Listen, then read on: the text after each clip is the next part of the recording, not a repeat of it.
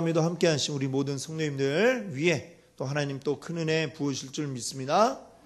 우리 함께 하신 우리 이 영광의 얼굴들 우리 바라보면서 우리 한번 인사 같이 또 나눠볼까요? 활짝 웃으시면서 함께 나눠보겠습니다. 잘 되고 있습니다. 기도하면 됩니다. 잘 되고 있습니다. 기도하면 됩니다. 자, 기도하면 될 것 같은 기운이 막 솟아오르네요. 자, 오늘 여러분과 함께 나눌 말씀 제목은 예수 안에서 하나, 예수 안에서 하나. 자, 이 제목으로 우리가 함께 나눠보고자 합니다. 우리가 지난번에는 3장 27절 말씀을 우리가 이제 같이 생각해 보았습니다. 세례이가 나오죠. 우리 여기도 이제 세례 받게 될 친구가 이제 있는데, 자, 이 세례라고 하는 거, 보통 신앙을 이제 처음 가지기 시작하면 그냥 세례 받아야 돼요 해서 이제 그냥 뭣도 모르고 이제 받게 되는 뭐 이런 경우가 많이 있습니다만, 사실 이 세례라고 하는 것은 우리 신앙 생활에 있어서 굉장히 중요한 그런 큰 의식이다, 이렇게 얘기할 수가 있겠습니다. 이 세례라고 하는 것은 사실은 이제 우리 눈에 보여지는 어떤 하나의 표현 방식인데요. 뭘 눈에 보여지게 나타내고자 했느냐? 우리 눈에 보이지 않는 것, 보여지지 않지만 너무나도 중요하기 때문에 그거를 우리 눈에 보이게 표현한 게 바로 세례다, 이렇게 말씀을 드렸습니다. 자, 그러면 무엇을 표현하느냐? 바로 우리가 구원받는 그 과정, 이게 우리 눈에 보여지게 표현되는 게 바로 이 세례인 것이죠. 오늘날에는 이제 세례가 이제 많이 이제 그 형식이 간소화되었습니다. 그래서 물을 머리에 이제 가볍게 적시는 정도로 세례를 우리가 하고 있지만, 예수님이 세례 받으신 그때에는 어떻게 했습니까? 강물에 들어가가지고 온몸이 그냥 이제 푹 들어갔다가 나오는 이런 방식으로 이제 처음에는 세례를 했었죠. 그러면 이제 처음에 그 물에 완전히 들어간다는 것, 이게 뭘 의미하느냐면, 지난번에 이제 이거는 죽음이다, 이렇게 말씀을 드렸습니다. 물에 들어간다는 것은 곧 나의 죽음입니다. 죽는 거. 그리고 거기서 나오는 것, 이거는 뭘까요? 그럼 반대로 사는 것이죠. 죽고 그냥 끝나면 안 되니까 살리는, 이 사는 게 있어야 되는 것입니다. 자, 죽는 건 어디에 대해서 죽느냐? 바로 죄의 굴레에서, 율법의 굴레에서부터 우리가 벗어나기 위해서 죽는 겁니다. 사람이 살아있는 동안에는 율법의 굴레에서 벗어날 길이 없고, 율법은 날마다 우리에게 너는 죄인이야 라고 이렇게 우리를 정죄하고 있기 때문에 살아있는 동안엔 거기서 벗어날 방법이 없습니다. 죽어야 됩니다. 그래서 죽죠. 그럼 죽은 다음엔 다시 어떻게 살아납니까? 바로 예수 그리스도의 보혈의 능력으로, 우리 하나님의 크신 능력으로 우리가 다시금 살아나게 되는 것입니다. 예수님이 처음에 사람을 살리실 때에 살린 적이 몇 번 있으시죠? 예수님이 아주 친했던 그 친구 나사로라든지, 아니면 나인성의 어떤 그 과부의 아들이라든지, 또 회당장 야이로의 딸, 이런 자들을 예수님이 살리셨습니다. 근데 그때 살아난 자들은 어떻게 됐을까요? 언젠가 또 시간이 지나서 다시 죽었습니다. 이거는 뭐냐? 그렇게 사는 것도 사실은 굉장히 대단한 일이고 있을 수 없는 일인데, 하나님의 능력으로 살렸지만 그들은 그냥 다만 말하자면 생명이 조금 연장되었을 뿐이죠, 그때에는. 자, 근데 우리가 세례를 통해 다시 사는 것, 이것은 무엇을 의미하느냐? 주님 안에서 완전히 새롭게 되어서 새롭게 다시 사는 것을 이야기하고 있습니다. 예수님이 부활하셨을 때에 그 육신은 똑같은 육신을 가진 것처럼 보이지만, 그렇죠? 제자들과 함께 떡을 떼어 먹고 음식을 나눠 먹고 또 만져봐라, 만져보기도 하고 만져지는 똑같은 육신인 것 같지만 전혀 다른 육체였죠. 문이 다 닫혀 있는데 스르륵 들어오고 스르륵 나가는, 이 육신은 완전히 영도 아니지만 지금의 우리의 육체와도 또 다른, 이것은 생명의 부활의 그러한 육신이다. 이렇게 이야기할 수 있죠. 하나님 나라에서 우리가 가지게 될 바로 그러한 육신의 모습이다. 이렇게 말할 수 있습니다. 그렇게 새로워지는 놀라운 하나님의 능력으로 우리가 새로워지는 것, 다시 사는 것, 이것을 우리가 세례를 통해서 이제 경험을 하게 된다. 이렇게 말씀드렸죠. 근데 그 큰 능력이 어디에 있는 겁니까? 우리 안에 들어와야 이 일이 일어나는 거죠. 그럼 우리 안에 누가 들어오십니까? 성령님이 우리 안에 들어오신다 했습니다. 성령이 우리 가운데 들어오시면 마땅히 죽을 수밖에 없는 우리가 다시 살아나게 되는 것이죠. 새로워지고 살아나는 이 역사가 일어납니다. 자, 우리가 예수 믿고 구원받는 과정이 바로 이와 같다. 여러분께 말씀을 드렸습니다. 자, 그리고 이 큰 일이 누가 오실 때에 나타나게 된다고요? 성령님이 우리 가운데 오실 때에. 우리가 성령님이 오시지 않고는 우리가 나 예수 믿겠습니다. 이런 말도 우리가 할 수가 없습니다. 성령님이 우리 마음을 움직여 주셔야, 그리고 우리를 잡아 끌고 있는 죄의 권세로부터 우리를 끊어주셔야, 그래야 우리가 예수 믿습니다 고백할 수 있고, 그때에 우리 안에 놀라운 역사가 일어나고 이 세례의 과정처럼 새롭게 바뀌는, 새롭게 살아나는 역사가 우리 가운데 있는 것이죠.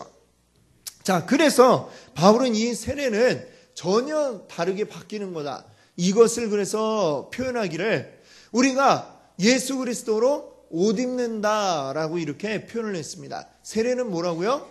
예수 그리스도로 옷 입는 것이다 했습니다. 여러분 옷 갈아입으시죠? 예. 집에 들어가시면 어떻게 하세요? 지금 옷 그대로 입고 잠자리에 이렇게 딱 눕습니까? 아니죠. 예. 제가 만약에 그런다면 양복 입고 이렇게 누우면 얼마나 불편하겠습니까? 그렇죠? 자다가 막 넥타이가 막 목도 쪼르고 그럴지도 모르겠습니다. 자, 우리는 제각기 거기에 어떤 맞는 옷들을 입게 되죠.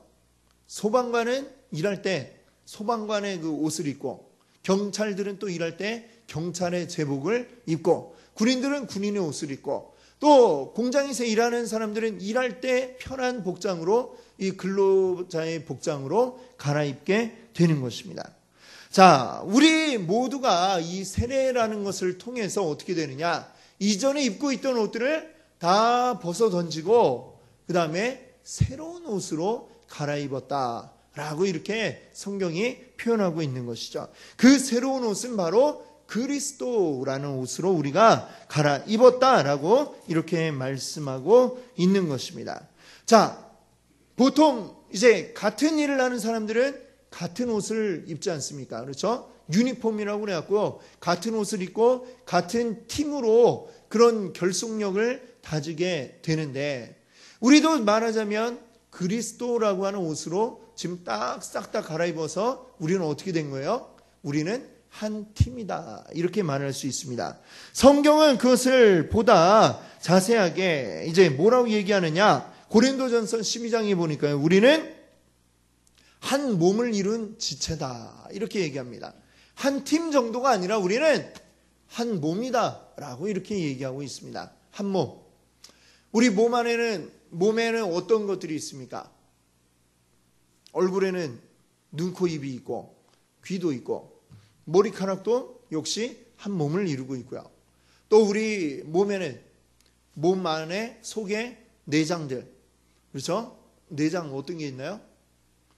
심장, 십이지장, 위장, 뭐 이런 것들 다양하게 있습니다.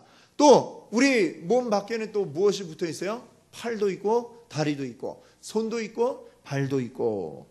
자, 이런 모든 것들 다 함께 하나로 되어서 한 몸을 이루고 있지 않습니까, 여러분? 여기서 뭐 하나라도 없으면 어떻게 될까요? 굉장히 불편한 그런 몸이 될 수밖에 없을 것입니다. 자, 근데 이 한 몸을 이룬 지체는 다 어떻습니까? 제각각 모양이 다 다르고 하는 일도 다 다르죠. 입이 하는 일이 다르고 손이 하는 일이 다르고 발이 하는 일이 다릅니다. 각각의 이 우리 한 몸을 이룬 우리 지체들 역시 어떻습니까? 각각이 다 달라요.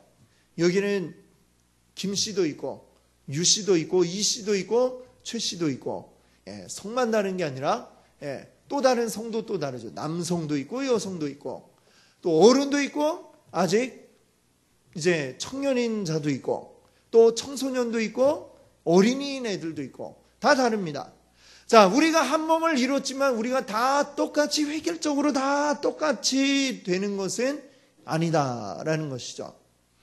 우리 안에 똑같지 않고 오히려 달라야 우리가 정상적인 몸이 될 수가 있는 것처럼 교회 안에도 다 각각의 은사가 다르고 각각 가지고 있는 개성도 또한 다릅니다.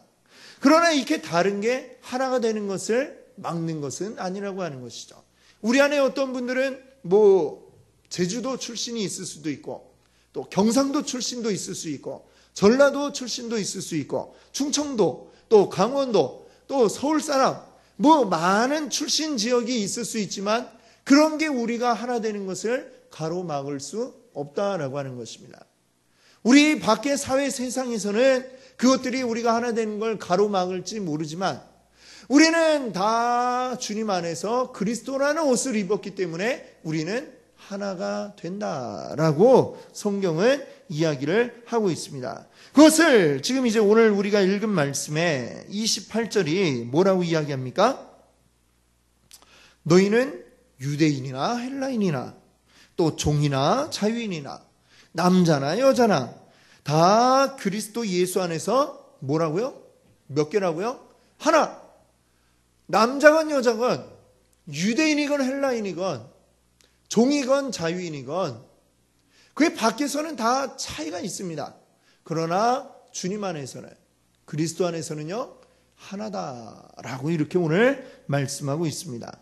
우리가 제각각 하는 일들도 다르고 우리의 생업도 다르고 우리의 생각과 여러 가지가 환경이 다르지만 주님 안에 있을 때 우리는 하나가 된다는 것이고 우리가 가진 그 각각의 다른 것들이 서로를 괴롭히고 못 살게 구는 게 아니라 오히려 그것이 하나로 어우러져서 완벽한 하나의 몸을 이룰 수 있게 된다는 것을 오늘 우리가 기억할 수 있기를 바랍니다. 그래서 이제 그리스도 안에서 한 몸을 이룬 이 그리스도인들에게는 두 가지의 의무가 주어집니다. 첫 번째는 뭐냐면 도덕적인 의무인데요. 도덕적 의무는 뭐냐? 나는 그리스도의 몸의 일부분일 뿐이다 라는 것을 알아야 됩니다. 무슨 얘기냐? 내가 이 몸 전체가 아니라 나는 몸을 이루고 있는 극히 작은 그 중에 일부일 뿐임을 우리가 기억해야 하는 것입니다. 마치 내가 그리스도 몸의 전부인 것처럼 행동한다면 그래서는 큰 문제가 생길 수밖에 없는 것이죠. 나는 다만 이 몸의 작은 일부, 손가락 아니면 팔 아니면 근육 아니면 심장, 12지장, 소장, 대장 그런 것들 중에 나는 하나일 뿐이다. 하나일 뿐이다 라는 사실을 알아야 됩니다. 나는 그 많은 지체 가운데 하나이니 그 가운데 다른 지체들의 도움을 받지 않으면 나는 살아남을 수 없고 또한 다른 지체들이 하는 일 역시 중요하고 존중받아 마땅하다라는 사실을 우리가 기억해야만 하는 줄 믿습니다. 아멘. 나는 혼자 존재하는 독불장군이 아니요 함께 어우러져 있는 하나 가운데 일부다라는 사실을 기억해야 할 의무, 바로 이것을 도덕적 의무라고 이야기하는 것입니다. 자, 두 번째는 이제 기능적 의무인데 기능적 의무라면 무엇이 될까요? 지체의 일부로서 내가 감당해야 할 그 일을 성실하게 수행해 나가는 것. 이게 지금 내가 해야만 할 기능적 의무인 것입니다. 이 몸이 제대로 전체가 기능을 하려면 각각의 지체들이 자기에게 주어진 역할을 제대로 수행해내야만, 그래야만 이 몸이 온전하게 움직일 수가 있습니다. 자, 우리 몸 가운데 심장은 어떻습니까? 쉬는 시간이 있을까요? 없을까요?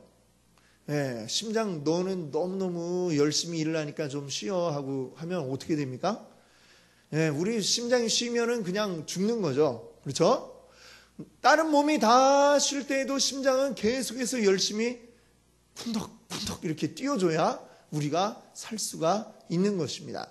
자, 각각의 그 역할을 꾸준히, 이 심장은 쉬는 시간이 없다고 해도 그래도 쉬지 않고 열심히 제 역할을 잘 해주어야 우리 몸이 죽지 않고 살아있을 수 있는 것처럼, 각각의 우리 몸의 역할들이, 맡은 역할들, 내가 잘 해내지 않으면 우리 몸이 제 역할을 할 수 없다는 사실을 알고 그 역할을 감당해야만 하는 것입니다. 자, 그것이 바로 우리에게 주어진 임무고 그것을 감당해야 할 의무가 우리에게 있다라고 하는 것이죠. 여러분, 우리 한 몸을 이룬 이 지체들이 한 몸을 이루어서 우리가 뭘 이루고 있죠? 한 몸이 곧 무엇입니까? 그 머리는 뭐라고 그랬죠? 그리스도. 그리고 그리스도와 우리 몸이 함께 하나가 되어서 뭐가 될까요? 교회가 됩니다. 교회.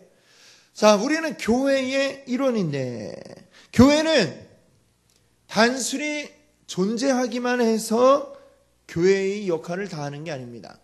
있기만 하면 되는 게 교회가 아니라 하나님이 분명한 할 일을 두고 할 일에 대한 목적을 가지고 만드신 게 교회임을 우리가 알아야 하는 것이죠. 교회가 할 일은 무엇일까요? 이 세상 가운데 진리의 기둥이 되어서 이 세상 가운데 진리를 선포해야 하고, 그리고 복음을 전파해서 제자 삼고 세례 주어서, 그리고 그리스도의 명령에 순종하도록 그렇게 만들어야 할 의무가 이 교회에 있는 것이죠. 분명히 해야 할 일들이 교회에 주어져 있습니다. 그럼 그 일은 어떻게 해야 잘 이루어질 수가 있을까요? 그 교회를 이루고 있는 지체들이 손과 발과 다리, 팔, 이런 것들이 다 정상적으로 자기 일을 감당할 때에 교회가 해야 할 일들을 또한 제대로 수행해낼 수가 있는 것입니다. 그러니까 이 교회 안에 속한 모든 그리스도인들은 가만히 있는다든지 해서는 안 되는 것이죠.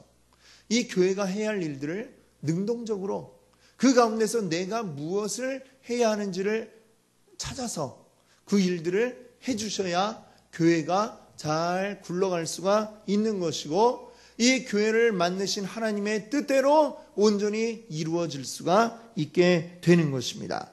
그것을 나 혼자만 해서도 안 되는 것이고 우리가 함께 이 일을 해나가야 한다라는 것을 여러분들 기억하시기 바랍니다. 그래서 우리 모두가 서로를 바라볼 때에 우린 모두 함께 짐을 짊어지고 나아가는 동역자다라고 하는 사실을 우리가 분명하게 기억을 해야 할 줄로 믿습니다. 아멘.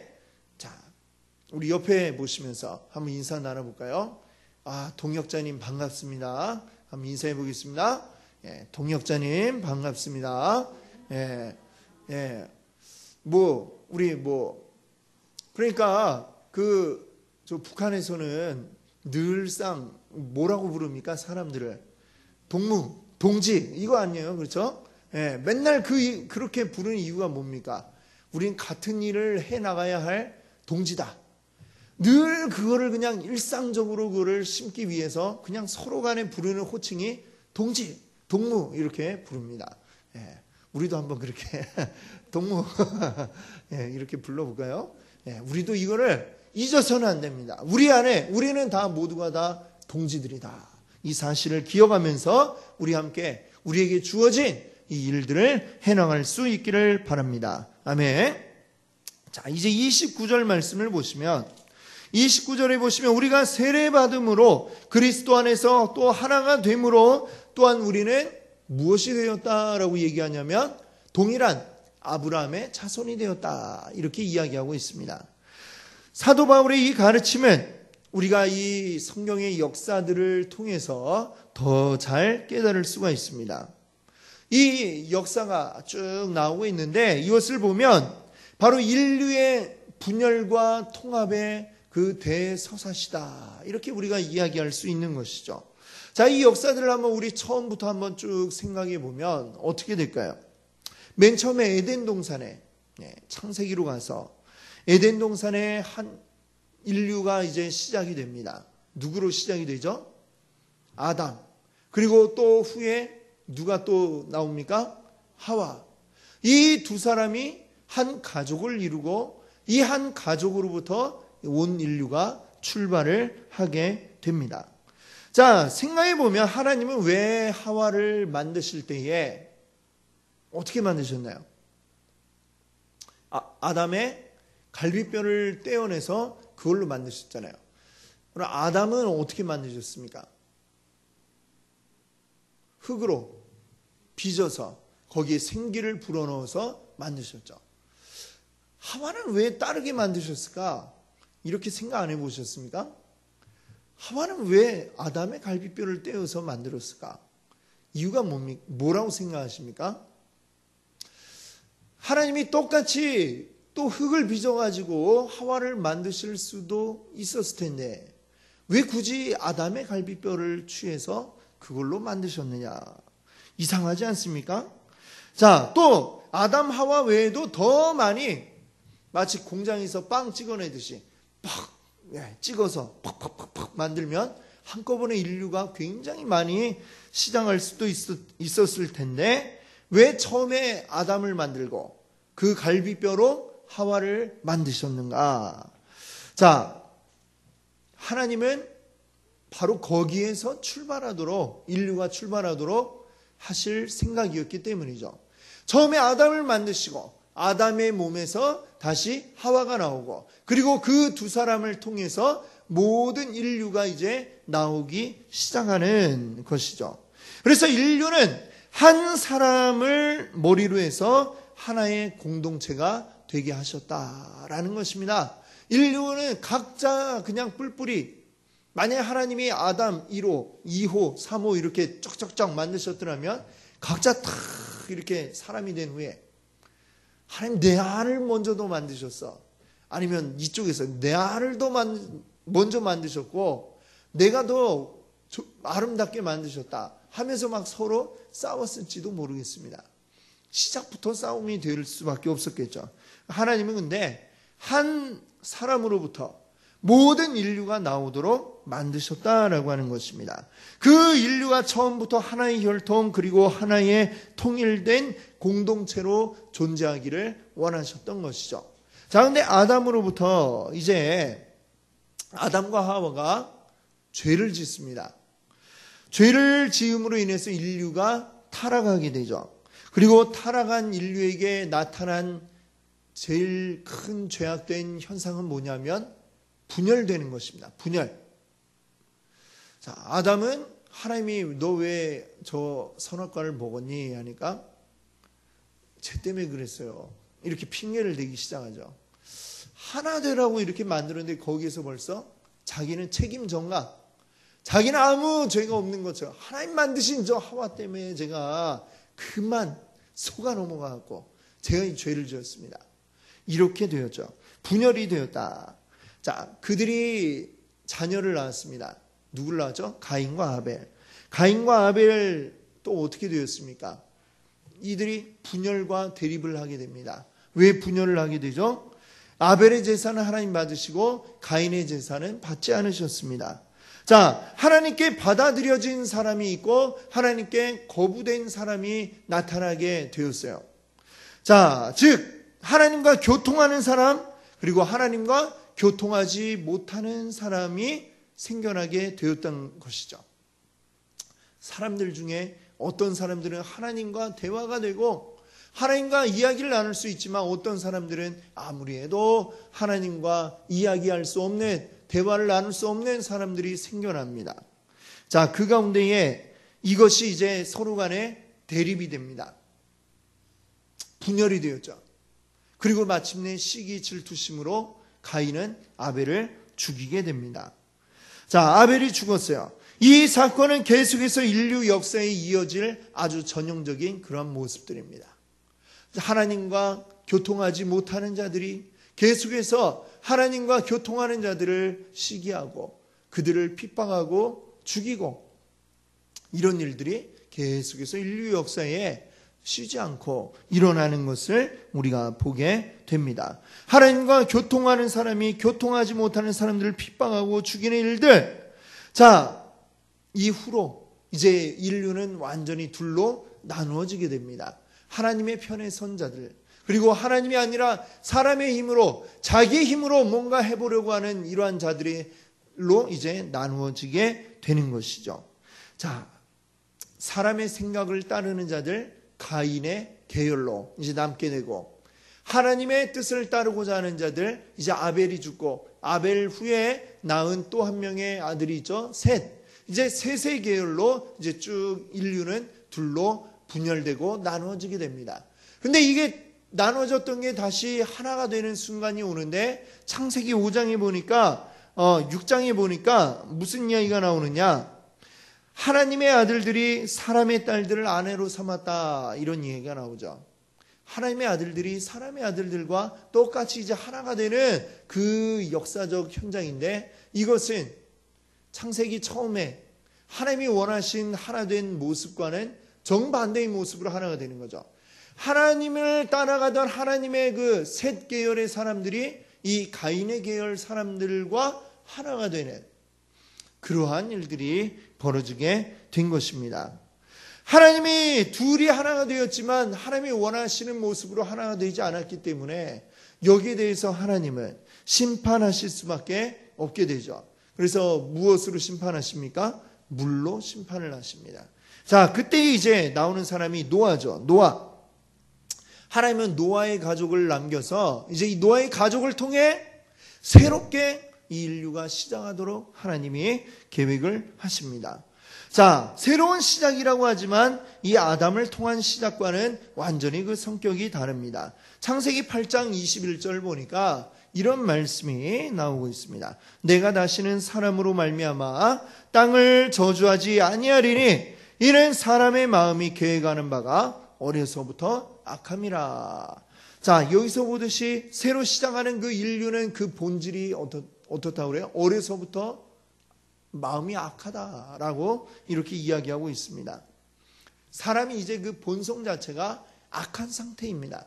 그 악한 자들, 노아라 할지라도 역시 그와 다르지 않은 것이죠. 죄로 인해서 타락한 영향 가운데 있는 이 인류가 계속해서 이제 노아 홍수 이후에는 퍼져나가게 되는 것입니다. 자, 그러고 나서 이제 노아 홍수가 끝난 후에 배가 어딘가에 이제 멈추어 섰습니다. 물이 쭉 빠지고 이제 어느 산 중턱에 노아의 방주가 섰습니다. 그리고 내려왔죠. 내려왔을 때에 아담이 하나님 앞에 제물을 드립니다. 제사를 드립니다. 자, 그때에 이제 하신 말씀이 좀 전에 읽어드렸던 그 말씀이에요. 이제 내가 다시는 사람으로 말미암아 땅을 저주하지 아니하리니, 이 사람은 본래부터가 어려서부터 마음이 악하더라. 그러니 내가 어떻게 이것들을 심판하겠는가? 이게 이제 하나님 말씀이죠. 근데 그 말씀을 할 때에 지금 이제 뭘 했냐면 노아가 하나님 앞에 희생 제물을 잡아서 정결한 짐승을 잡아 죽여서 이제 그것으로 제사를 드리고, 그때 하나님이 하신 말씀이 그 말씀이었다, 이 얘기입니다. 무슨 얘기냐? 이 타락한 인류를 멸망하지 않기 위해서 말하자면 제사를 드려야 했다라는 것이죠. 다른 희생이 드려져야만 했다라고 하는 것이죠.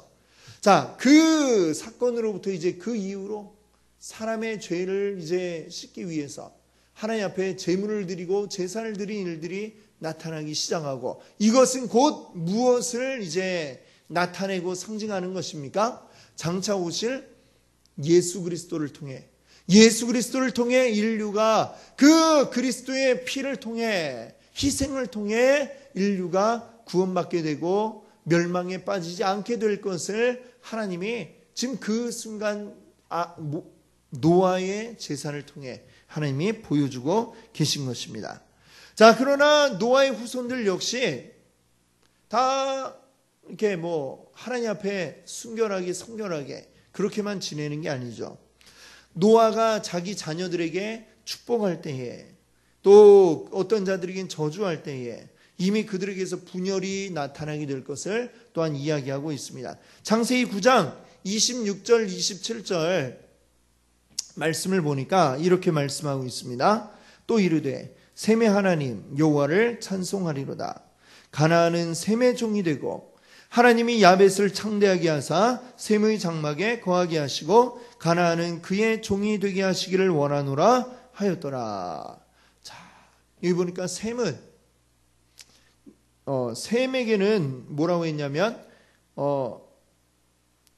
셈의 하나님 여호와를 찬송하리로다. 셈에게는 축복을 했고요. 그 다음에 가나안은 누구냐면 함, 노아의 세 아들 함의 아들이 가나안인데요. 가나안은 셈의 종이 되고 셈의 후손들의 종이 된다, 이렇게 이야기하죠. 그리고 하나님이 야벳을 창대하게 하사 셈의 장막에 거하게 하시고, 야벳은 창대하게 되는데 이 셈의 장막에 거한다, 또 이렇게 이야기를 하고 있습니다. 자, 그래서 여기에 보니까 야벳은 셈의 장막에 거하고 가나안은 저주를 받아 그들의 종이 된다, 이렇게 얘기하고 있죠. 이미 노아와 그 자녀와 후손들 사이에 이게 뭔가 서로 간에 분열이 일어나고 누구는 누구를 종으로 삼고 이런 일들이 벌어질 것을 이제 하나님이 이미 우리에게 예고하고 계신 그 모습이 지금 여기에 나타나고 있습니다. 자, 그 후에 창세기 11장에 가니까 이제 어떻게 됩니까? 완전히 이제 분열된 사람들이 행하는 것. 우리가 이제 성경을 또 학교할 때도 말씀드렸지만 인류의 역사의 그 아주 전형적인 모습이 창세기 11장 바벨탑 사건 이거다라고 얘기하고 더는 이제 얘기하지 않습니다. 그냥 이거의 앞으로의 반복된 패턴이니까요. 왜? 사람이 이제 사람의 생각대로 자기 뜻대로 하면 결국은 그의 마지막은 어떻게 되느냐? 우리가 하나님같이 되자. 내가 하나님같이 되리라. 모든 권력을 자기가 다 차지하고 하나님과 같은 권력을 누리고 그렇게 되기를 소망하고 꿈꾸는 게 사람의 그냥 마지막 길은 다 글로 가게 되는 것입니다. 그러기 위해서 힘이 필요하니까 사람들을 모으고 그 사람들을 모아서 또 다른 자들을 치고 점령하고 더 세력을 넓히고 또 다른 데를 또 치고 계속해서 넓혀나가고 끝까지 그냥 온 세상을 자기가 다 가질 때까지 하려고 하는 게 그게 사람의 악한 생각의 끝은 결국 그리로 가게 되더라라고 하는 것이죠. 자, 이때에 이들이 모여가지고 이제 아주 하나님과 같이 되겠다고 이제는 대놓고 공개적으로 이제 높은 탑을 쌓아 올라갑니다. 그 탑을 쌓는데 우리 시너지 효과라는 거 아시죠? 시너지. 하나 더하기 하나는 원래는 어떻게 돼요? 둘이 돼야 정상인데 이 시너지 효과는 하나 더하기 하나 했더니 더 상승작용이 일어나가지고 1 더하기 1이 4가 되고 5가 되고 10이 되고 이렇게 되는 거죠. 지금 여기에서는 이제 어떤 작용이 일어나느냐? 죄가 하나가 모이고 두 개가 모이면 그 다음에 어떻게 돼요? 두 개만큼의 죄가 발생되는 게 아니라 더 아주 폭발적인 10, 100 이런 정도의 죄가 막 나타나게 되는 것입니다. 이 죄악된 마음으로 사람들이 똘똘 뭉쳐서 모여서 탑을 만들고 이렇게 할 때에 이 죄의 시너지 효과가 나타나서 하나님이 그걸 그대로 내버려뒀다가는 또다시 이들을 심판하지 않고는 넘어갈 수가 없을 정도의 사건이 발생하게 되었을 것입니다. 그러니까 하나님이 아예 그 미리 초창기에 차단을 하시는 거죠. 어떻게 하셨어요? 사람들의 언어를 다 섞여버리게 만들어버리셨습니다. 그러니까 사람들이 이제 각기 흩어지게 되죠. 말이 통하는 사람들끼리 모여서 각각 뿔뿔이 흩어지게 됩니다. 그 죄가 더 커지는 것을 그때에 하나님이 분열시키고 흩어버리셔갖고 막으셨다. 심판을 막으셨다. 이렇게 우리가 볼 수 있죠. 자, 그리고 나서 이제 이것이 끝나면 창세기 12장이 나오죠. 창세기 12장에 누가 나옵니까? 아브라함이 나옵니다. 자, 하나님이 아브라함을 부르신 이유가 뭘까요? 하나님이 본래 하나 되게 살도록 만드신 인류입니다. 사람을 근데 그냥 내버려 두니까 하나가 되지 않고 하나님의 뜻대로 하나 되는 게 아니라 반대로 악한 걸로 모여갖고 그렇게 되려고 하고 있습니다.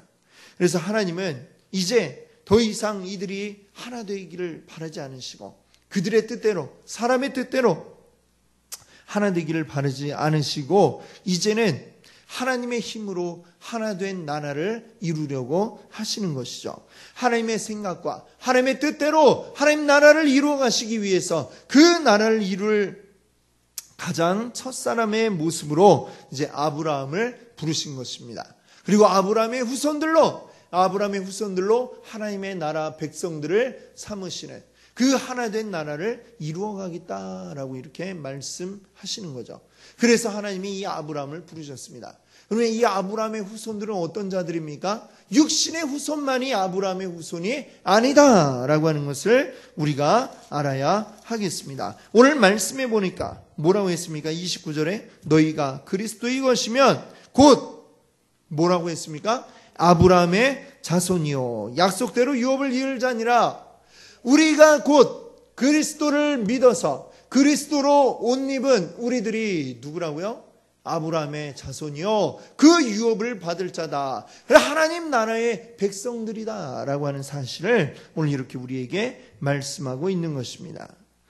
이 나라 아브라함의 자손들을 통해 이루어 가실 이 나라는 사람의 생각이 아니라 하나님의 힘으로 하나님의 능력으로 이루어지는 줄 믿습니다.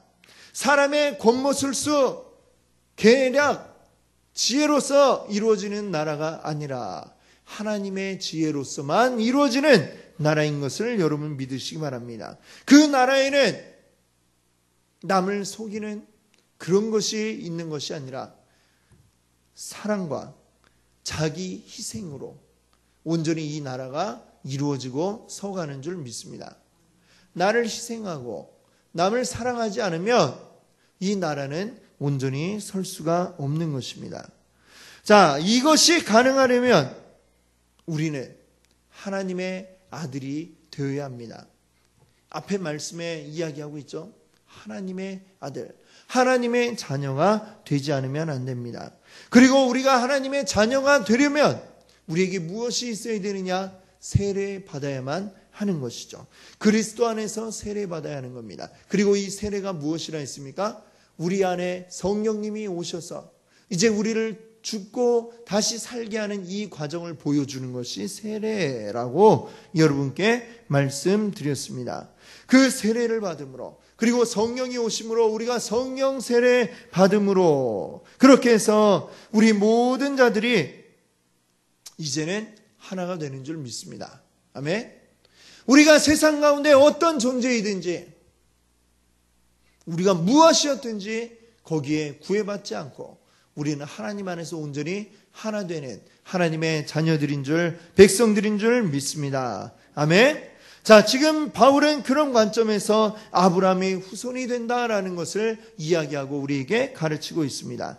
결국 이 모든 것은 그리스도 안에서 이루어지는 것입니다. 그리스도 안에서 우리가 하나가 되어서 동일한 아브라함의 자손으로 약속하신 유업을 받아 나가야 될 줄로 믿습니다. 아멘.